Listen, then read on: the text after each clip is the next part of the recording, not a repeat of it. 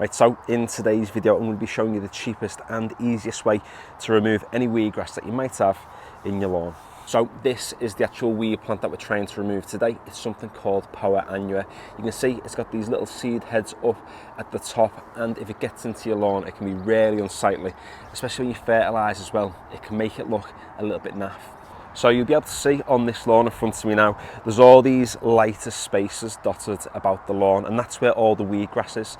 This lawn is predominantly a ryegrass lawn. There's a little bit of fescue in there, but most of it is rye, and rye is quite a dark grass plant. And what can happen is when you fertilise the lawn, you promote a lot of growth, you actually put a lot of colour into the sward, and that ryegrass goes nice and dark, but obviously the weed plants stay a little bit light. And that can result in patches like this where you can see the grass around it's nice and dark, but this unsightly weed grass in the middle just stands out. And that's almost the problem with fertilising your lawn when you've got weed grass, is that you're obviously going to promote the growth of the grass that you want, but you're also going to promote the growth of the grass that you don't want. It can almost be like a losing battle at times, but the best thing you can do to control the amount of weed grass that you get is to cut your lawn on a regular basis, because what you want to be doing is taking off all of these seed heads. If you give them the chance, they are going to germinate and it's going to wreak havoc across your lawn. And don't be thinking that with this here there's probably about 20 seeds knocking about. There's going to be a shed ton more than what you can actually see. I don't know how well you can see, you probably can't to be honest, but the seeds inside these little seed pods are absolutely tiny. So give them the chance, like I said, they're going to spread like wildfire. So if you do cut your lawn regularly, it is going to keep them at bay somewhat. It's not going to be perfect, but you are going to take off many of those seed heads. And just make sure you don't do one particular thing though, and that's get on and heavily scarify or use like a power rake on your lawn, because what you can do is once you almost like disturb those seed heads and release them from the pods, you go from having a lawn with a few wheatgrass plants to one that might have thousands of them, you know, within the next season.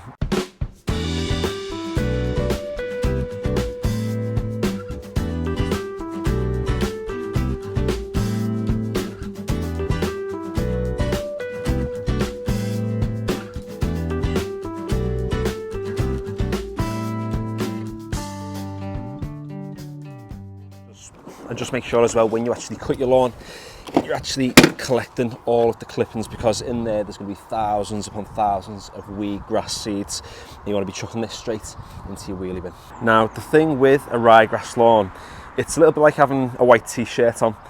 You know, it looks really smart, and when it's brand new, it looks nice and crispy, and it's boss, and there's no stains at all. However, you know, the more you wear it, the more risk you sort of take at actually getting something on there, getting a stain, spilling something on yourself. And you can see all these little spaces that are knocking about here. They don't look horrendous on camera. I mean, they might do, to be honest, but in person, they really stand out on what should be a really nice looking lawn.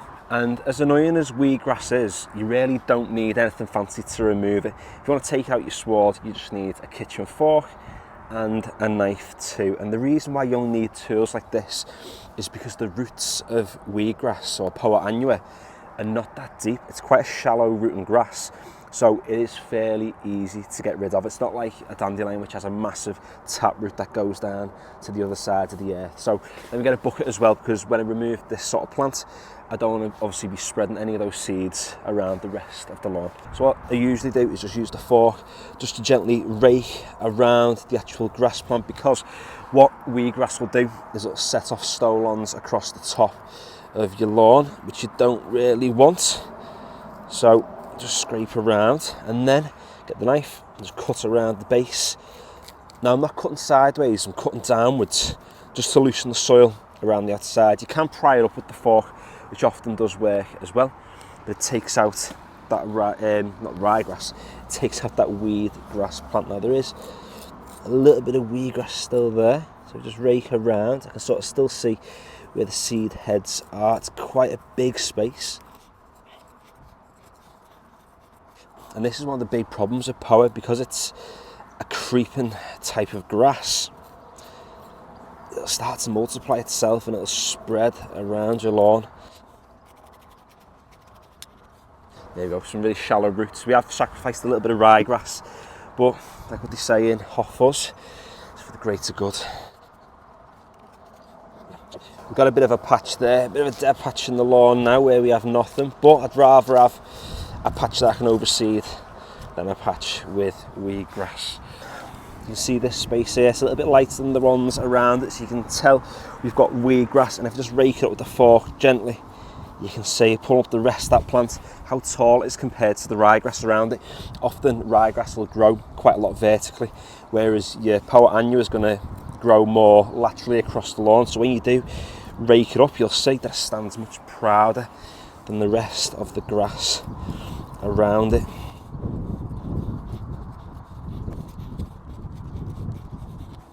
There we go, we've got some ryegrass roots there. You can see they're much longer than the Poa, but again, for the greater good.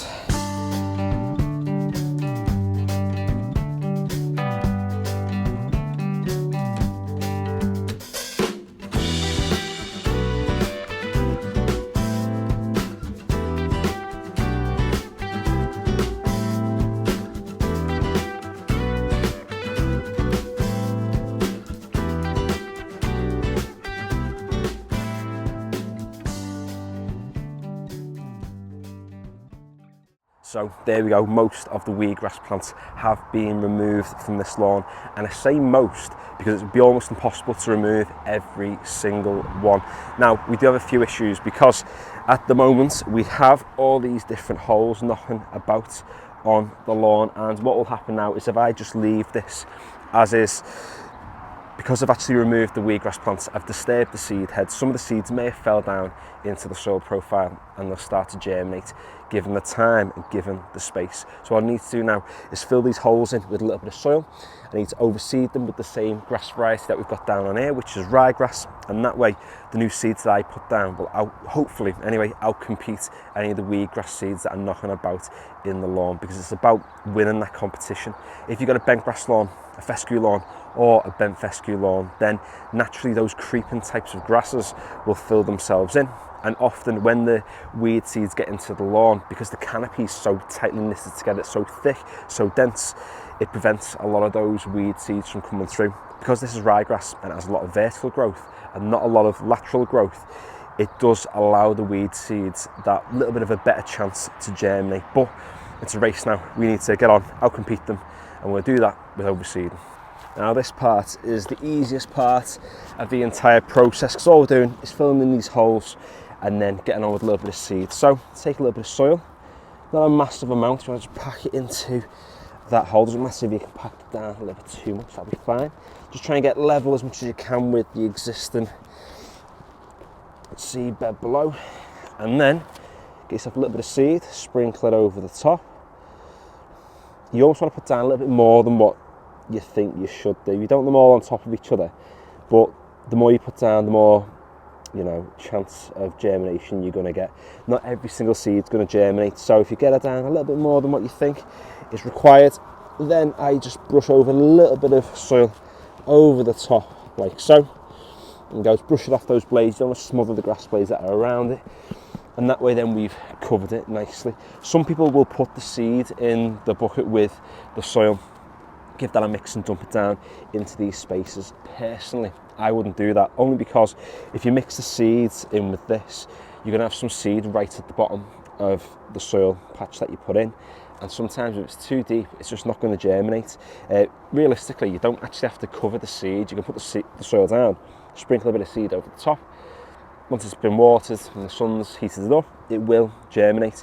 However, you're obviously going to have bird take, especially with ryegrass seeds like this. The bird's going to be coming in, snacking on it. So just covering it with a little bit of soil helps it a little bit. If you're using bent grass or fescue, well, more so bent grass, it's absolutely tiny and the birds are definitely not going to be taking it.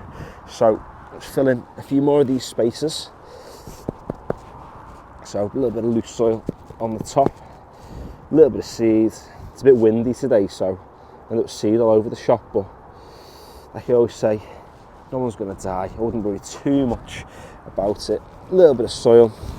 I could use the compost spreader for this if I had loads of spaces, but because there's only a few little patches that I need to cover, I'm not going to worry about getting that. It'll be overkill, to be honest. And I do need to say as well, you know, doing a process like this, if you've got a massive lawn, it's going to take you ages. I mean, I've been out here for over an hour already, and this space is only around about 15 square meters, something like that. So if you've got a big 100 square meter lawn, then it's going to be a little bit bigger of a job for you to do. But if you do come out on a regular basis and take out the weedgrass plants as and when you see them, you're not going to be in the same position as me. The reason I'm in the position that I'm in now with this lawn is because I've neglected it just ever so slightly.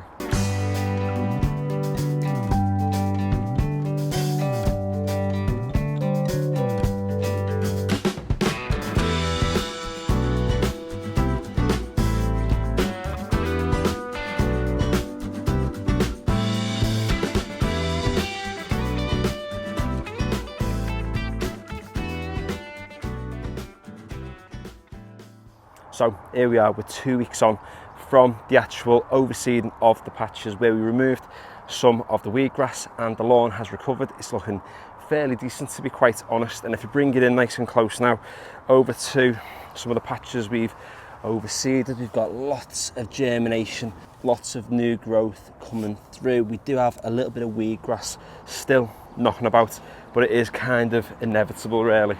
It would be almost an impossible task to try and remove every single weedgrass plant, and you know, sometimes depending on the type of lawn you've got, it can be worth almost living with weedgrass. I saw something on Instagram recently where someone showed their lawn which had like a lot of weedgrass in, but the difference between their lawn and this lawn now is that was bent fescue and this is ryegrass.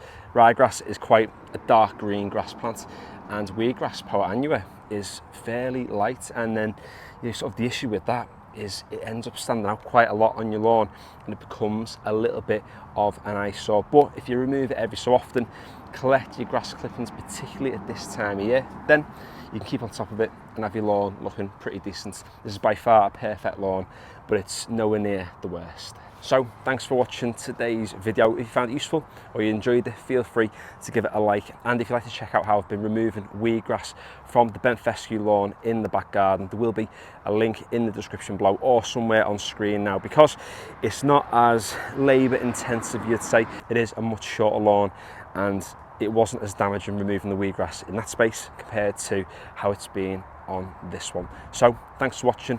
Feel free to subscribe if you want to see more, and as ever, my Instagram is in the description below. And finally, thanks for watching.